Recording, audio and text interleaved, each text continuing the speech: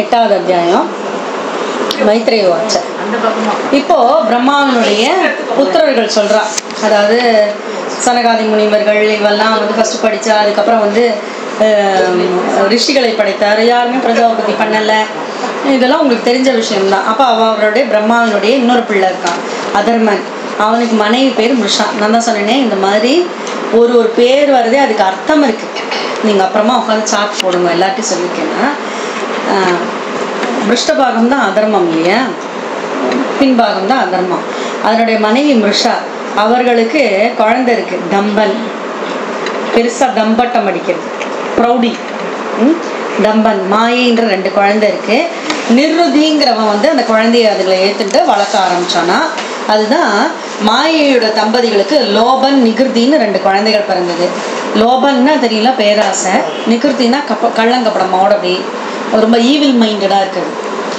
அதனால ஒரு பேரும் பாருங்க, அவளுக்கு குழந்தை பிறந்தது குரோதன் ஹிம்சை. தெரியும் குரோதம்னா என்ன, தெரியும் ஹிம்சனா, அதான் சொல்றேனே. அடுத்தது அவர்களுடைய குழந்தைகள் வந்து கலி, அவனுடைய சகோதரி பேர் துருப்தி, கெட்ட வார்த்தைகள்லாம் பேச துருப்தி என்ன. அப்போ இந்த மாதிரி துருப்தி கலிகளுக்கு குழந்தைகள் பிறந்தது யாரு, பயம் மிருத்யோ. புரியுதுதான் உங்களுக்கு? எப்படி மேக்ஸ்ல வந்து ஈக்குவல் போட்டு அப்படியே டெரைவ் பண்ணுவோமே, அதே மாதிரிதான் மூலம் என்னவோ அதுலேருந்து வந்தது அப்படிதான் இருக்கும், அவ்வளவுதான் ஆச்சா. ஆமா. அடுத்தது அவர்களுக்கு குழந்தை வந்து நிறையன் யாத்தனா. யாத்தனானா யமனுடைய நிலையம், நிறையன்னா நரகம் என்ன. இப்படி பிரபஞ்சக்காரன நாசத்துக்கு இந்த அதர்மனோட வம்சம் எல்லாம் அப்படி இருக்கு. இந்த சரிதத்தை கேட்டாலே பாவம் முற்றிலும் அழியும். ஏன் அதர்மத்தை பேசக்கூடாது, பிருஷ்டபாகம் புறம் பேசக்கூடாது, பேசினா முன்னாடி பேசணும், இல்லை புறத்துக்கு வந்து பேசக்கூடாது. அதாச்சா பாவங்களே அழிஞ்சிடுமா இந்த பெயர்களை படித்தாலே. அப்ப பார்த்துக்கணும்.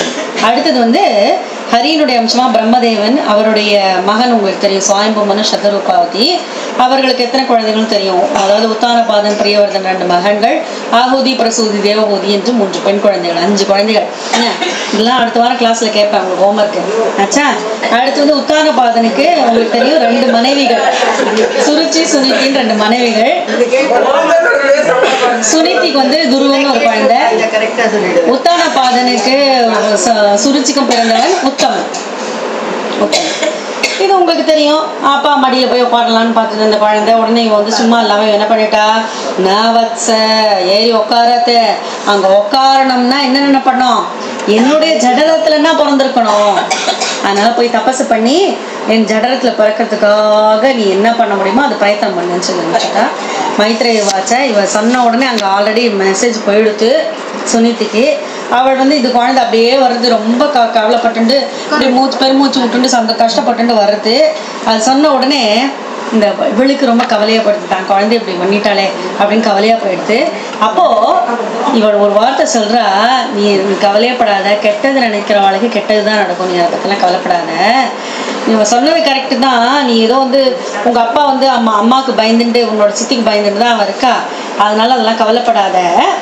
நீ என்ன பண்ணணும்னா இந்த வேஷத்தையும் கோபத்தையும் இதெல்லாம் விட்டு தள்ளிட்டு அந்த குற்றமொன்றும் இல்லாத கோவிந்தனை பிடிச்சிக்கோ, அதோக்ஷஜனை பிடிச்சிக்கோ அப்படிங்கிற அது சொல்ற. சொல்லிட்டு இப்படி பகவானுடைய சரணகமலத்தையும் நம்ம பிடிச்சுட்டோம்னா யார் தெரியுமா, அது வேற யாரும் இல்லப்பா, உன்னுடைய தாத்தாவோட அப்பா தான் இந்த பிரம்மதேவர் இருக்காரு, அவரே அவர் இடத்துல தான் வந்தார்.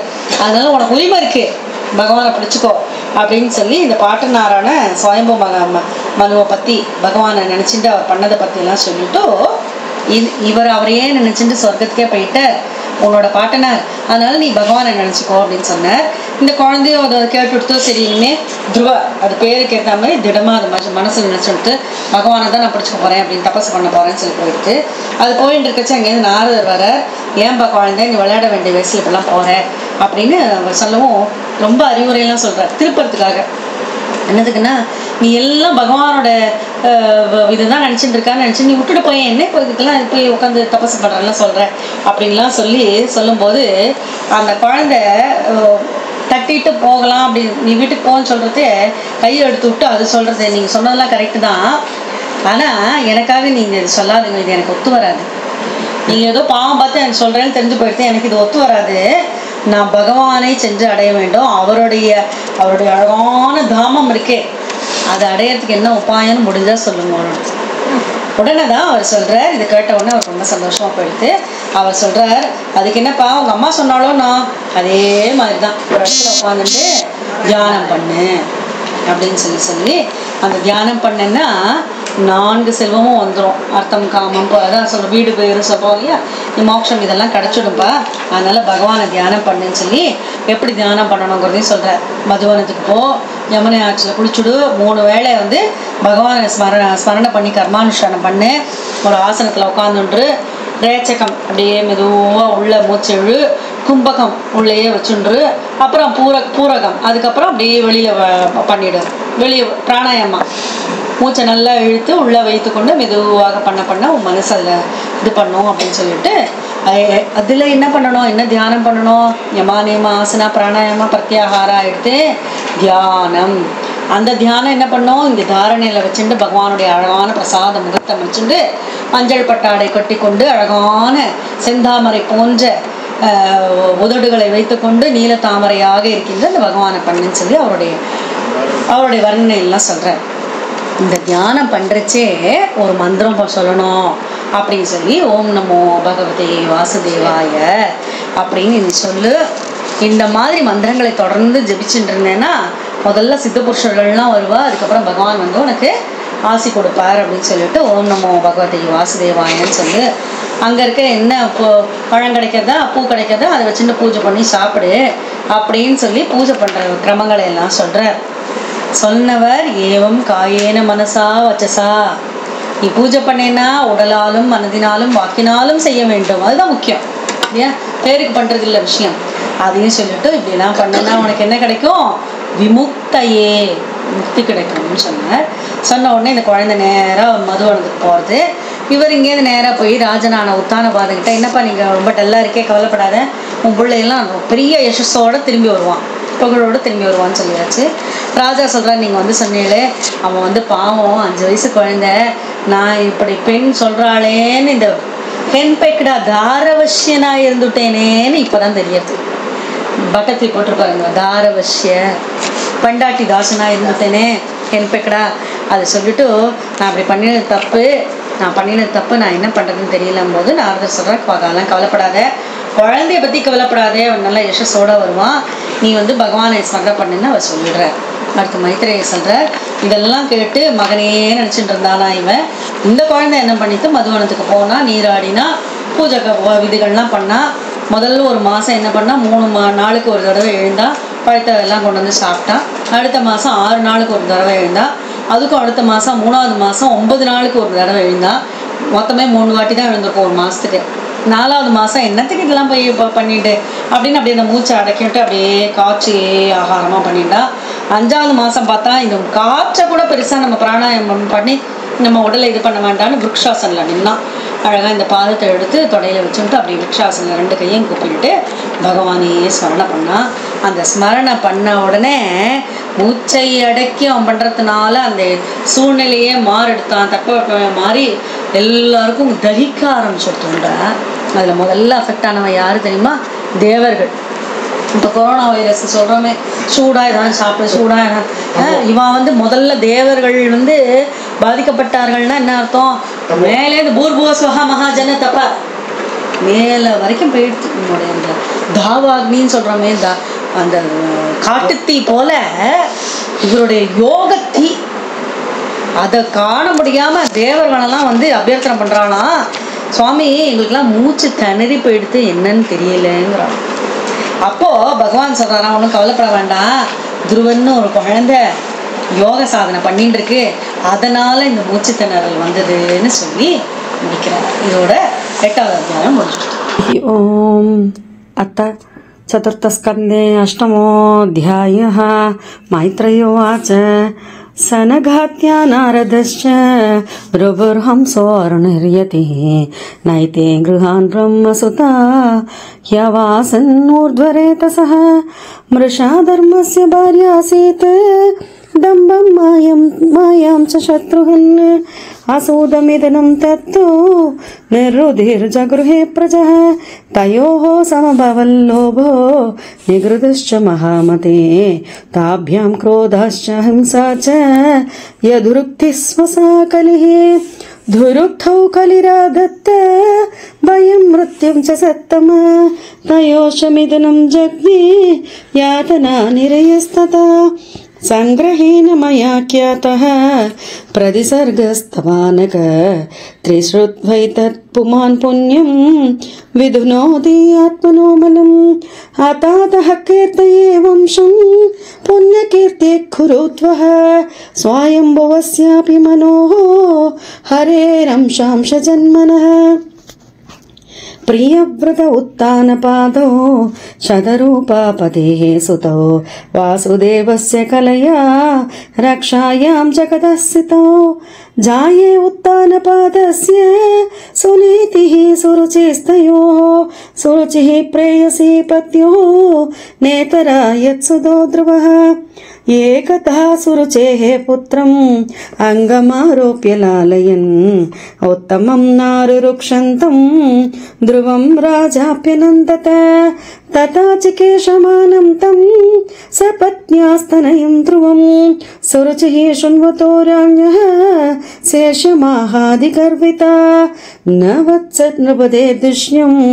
भवानारूढुमर्हति न गृहीतो मया यत्तं कुक्ष्वावपि नृपात्मजः भालोऽसि बदनात्मानम् अन्य स्त्रीगर्भसम्प्रतं नूनं वेद भवान् यस्य दुर्लभे अर्थे मनोरथः तपसाराध्य पुरुषं तस्यैवानुग्रहेण मे गर्भे त्वं साधयात्मानं यदि इच्छसि नृपासनं मैत्रेयी उवाच मातुः सपत्न्याः स दुरुक्तिवित्तः श्वसन्दृशा दण्डहतो यदा हित्वा मिषन्तं पितरं सन्नवाचं जगाम माधुः प्ररुदन् सकाशम् तं निश्वसन्तं स्फुरिदादरोष्टं सोनेदुरुत्सङ्गदूह्य बालं निशम्य तत्पौरमुखान्निधान्तं सा विव्यदे यत्कथितं सपत्न्या सोत्सृज्य धैर्यं विललाप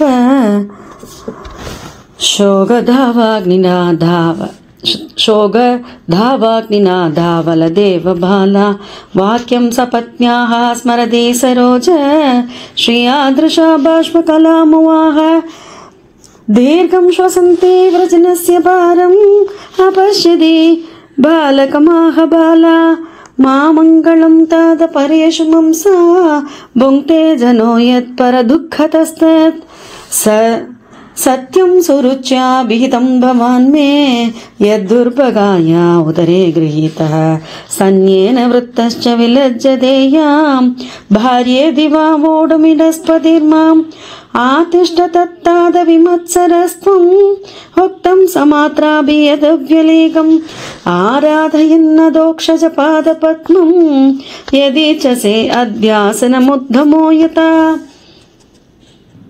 यस्याङ्घ्रिपद्मं परिचर्य विश्व विभावनाया दत्तगुणाभिपत्तेः अदोऽद्यत्तिष्ठत् खलु पारमेष्टिं पदं जिदाश्म स्वसनाभिवन्द्यं तदा मनुर्वो भगवान् पितामहो यमेघमद्या पुरुदक्षिणे मकैः इष्ट्वा बिभेदे दुरवापमन्यतो भौमं सुखं दिव्यमदाभवर्ग्यम् तमेव वत्साश्रय भृत्यवत्सलं मुमुक्षुभिर्मृक्य पदाब्ज पत्तिदम् अनन्यभावे निज धर्म भाविते मनस्य वस्ताभ्य भजस्व पूरुषम् नान्यं ततः पद्मपलाशलोचनात् दुःखच्छिदं ते मृगयं यामि कञ्चन यो मृक्ष्यते हस्तगृहीत पत्न्या श्रियेधरेरङ्ग विमृक्यमानया मैत्रेयी उवाच एवं सञ्जल्पितं माधोराकर्ण्य अर्थागमं वच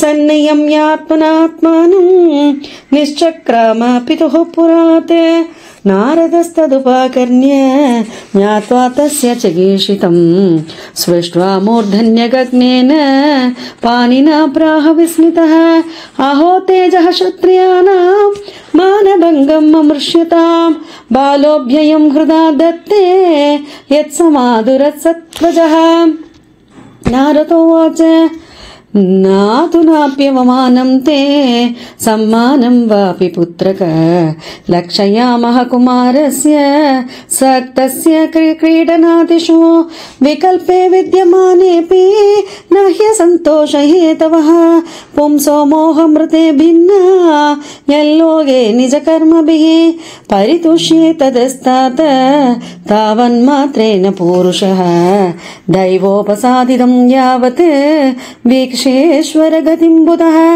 अधमात्रोपतिष्ठेन योगेन वरुरुत्ससे यत्प्रसादं स वै पुंसां दुराराध्यो मतो मम मुनेः पदवीं यस्य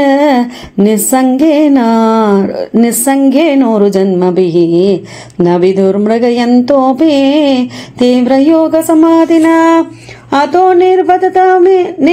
निवर्ततामेष निर्बन्धस्तव निष्फलः यदिष्यति भवान् काले श्रेयसां समुपस्थिते यस्य यद्दैव विहितं सतेन सुखदुःखयोः आत्मानं तोषयन् देहि तमसः पारमृच्छति गुणादिकान्मुतं लिप्सेत् अनुक्रोशं गुणादमात् मैत्रीं समाना तन्विच्छेन्न तापैरभिभूयते ध्रुवोवाच सोऽयं शमो भगवता सुखदुःखादात्मना दर्शितः कृपया पुंसां दुर्दर्शोऽस्मद्विधैस्तु यः अथापि मे अविनीतस्य शात्रं घोरमुपेयुषः सुरुच्या दुर्वचो बाणैर्न विन्नेशयते हृते पदं त्रिभुवन उत्कृष्टं जिगीषो साधुवर्त्म मे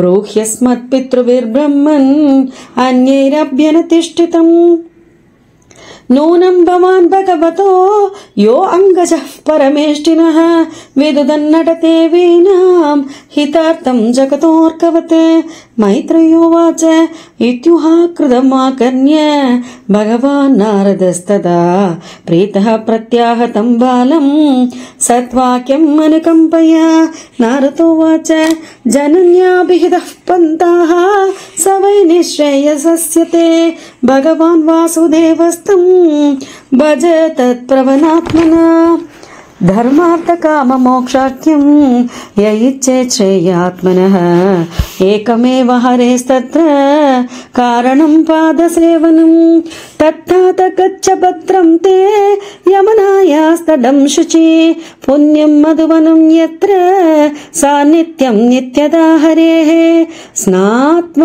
स्नात्वानुसवनं तस्मिन् कालिन्त्यः सलिले शिवे कृत्वोचितानि निवसन् आत्मनः कल्पिदासनः प्राणायामेन त्रिवृता प्राणेन्द्रियमनोमलं शनैर्व्युदस्त्याभिद्यादेत् मनसा गुरुणा गुरुं प्रसादाभिमुखं शश्वत प्रसन्नवदने क्षणं सुनासं सुभ्रुवं चारु कपोलं सुरसंतरं तरुणं रमणीयाङ्कम् अरुणेष्टे क्षणाधरं प्रणदाश्रयनं रुम्णं शरण्यं करुणार्णवं श्रीवत्साङ्गं घनश्यामं पुरुषं वनमालिनं शङ्खचक्रगदा पद्मैः अभिव्यक्तचतुर्भुजं किरीटिनं कुण्डलिनं केयूरवलयान्वितं कौस्तुभाभरणग्रीवं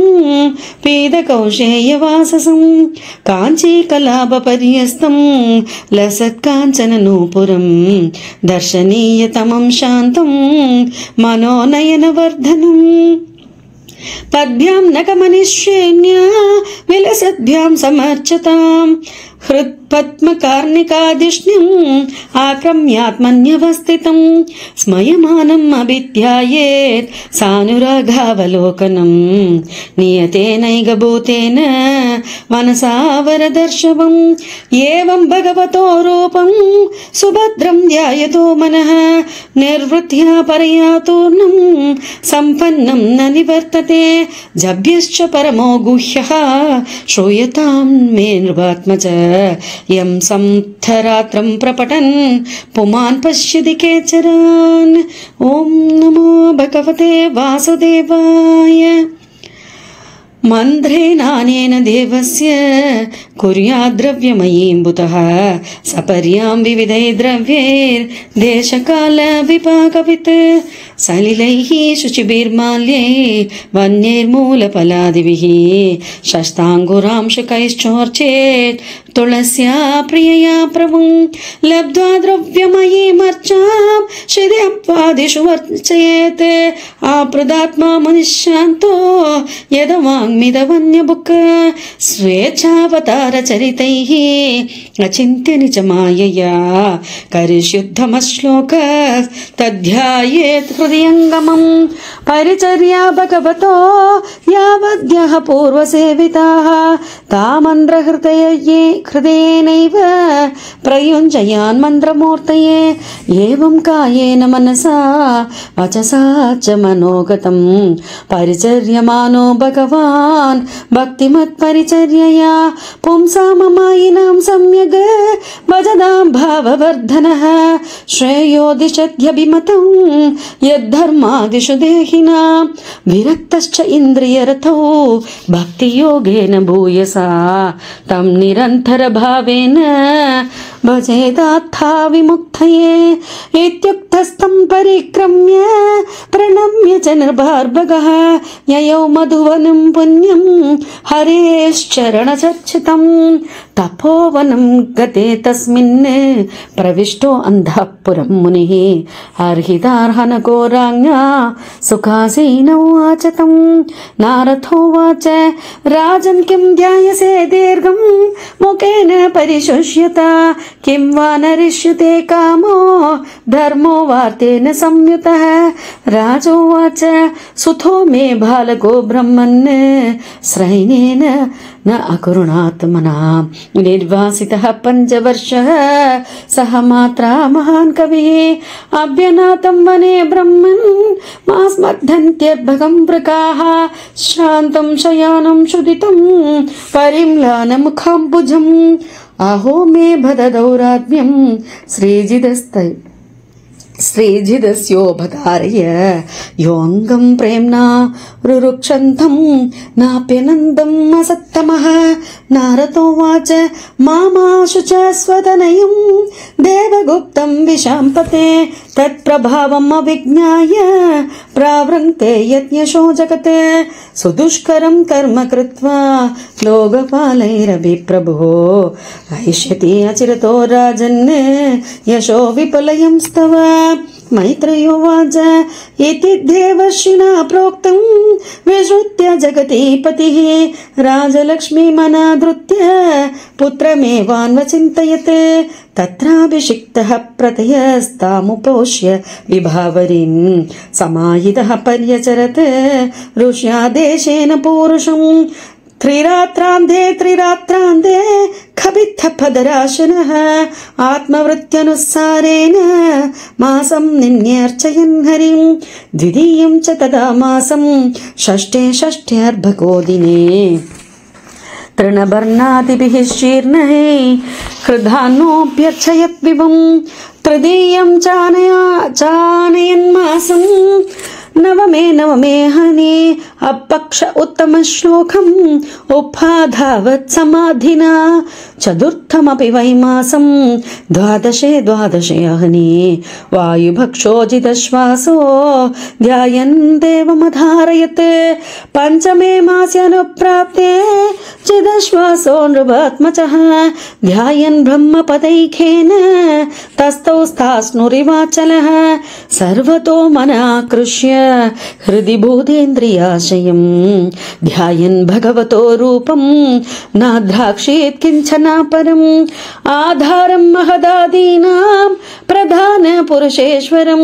ब्रह्मधारयमानस्य त्रयो लोकाश्च कंपिने यथैकपादेन सपार्थिवार्पकः तस्थौ तदङ्गुष्ठनिपीडिता मयि न नाम तत्रार्थमिपेन्द्रदिष्टिता तरीव सव्येतरदपते पते तस्मिन्नभित्या यदि विश्वमात्मनो द्वारं निरत्या सुमनन्यया दिया लोकानिर्श्वास निपीडिता भृशं स लोकपालाः शरणं ययुर्हरिं देवावुचुः नैवं विधामो भगवन् प्राणरोतं चराचरस्याखिल सत्त्वधाम्नः विदेहि तन्नो वृजिनात् विमोक्षं प्राप्ता वयं त्वां शरणं शरण्यं।